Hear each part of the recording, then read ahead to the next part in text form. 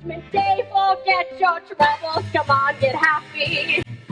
Take your cares away.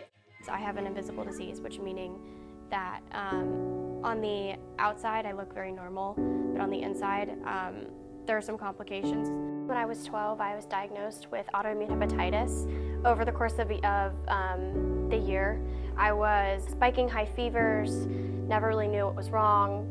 We would go into the doctor, they would say it was a virus, it was a cold, one after the other, and then one day I turned completely yellow with jaundice. Was rushed to the hospital, was in complete liver failure. Basically, my immune system got confused, being that I spiked high fevers and attacked my liver instead of doing its job. And so that caused me to go into complete liver failure. There was a point in time where my mom, in the back of her mind, when I was first on the transplant floor, my dad walked up. I think they really thought, like, this is it. I really think they thought I was gonna pass away. With my liver disease, autoimmune hepatitis, I'm actually one of the miracle cases, as you could say. A lot of the kids who have my disease, or adults, have to have a liver transplant because it is very rare, and you go into liver failure like that. So I'm actually very fortunate that my medication worked. I was in the hospital for about a week and a half. When I was first out of the hospital, I had to take really heavy steroids and the immune suppressant, but then they took the steroids away, and now I'm just on the immune suppressant. So the inside of Congress, both houses of Congress must adopt a proposed amendment with a 2/3 vote. It's been a struggle trying to stay healthy because of the immune suppressant that I take. I'm really prone to getting sick a lot easier than a lot of my other friends. So I can't stay up and pull all-nighters and study for hours and hours on end because I will get run down and get really sick. I think there's always that thought in the back of my mind that at any moment I could go back into liver failure and need a liver transplant. I'm very, very lucky that has yet to happen, but it's quite possible that it could. I'm not 100% in remission. There are times when I have to have my blood drawn every 3 months just for them to check levels and everything.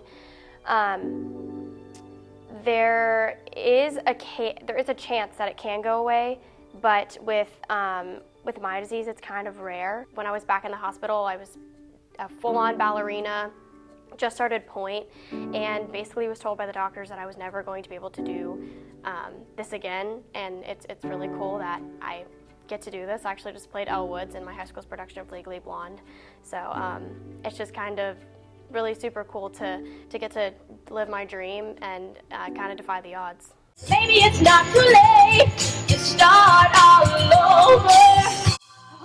I think it brings people hope with my disease because, like I said, most people have to have a transplant. So I think people look at me and they think, wow, she didn't have to have a transplant and her medications work.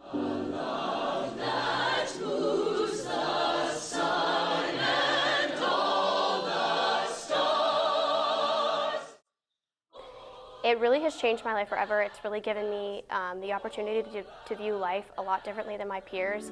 I view every day as it could be my last because of the medical condition I have.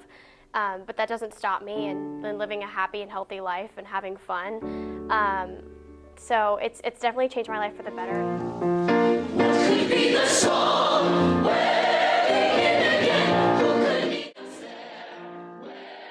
The next chapter is I'll be attending Montclair State University in New Jersey, 12 miles outside of New York, to pursue a Bachelor of Fine Arts in Musical Theater. And I will be graduating in 2023. Right now, we, in America, we do about 7,000 liver transplants each year. It's estimated by 2025 that 1 million people will need a liver transplant. I just think that there needs to be more emphasis on liver disease and researching for it. And it's just really important that people know about this and people know it's not a 50-year-old man sitting on his couch being an alcoholic, that there are kids like me suffering from this, and that the funding and research needs to be there. Only in the love that makes us love. Only in the love that makes us love. I just want people to know that there's hope.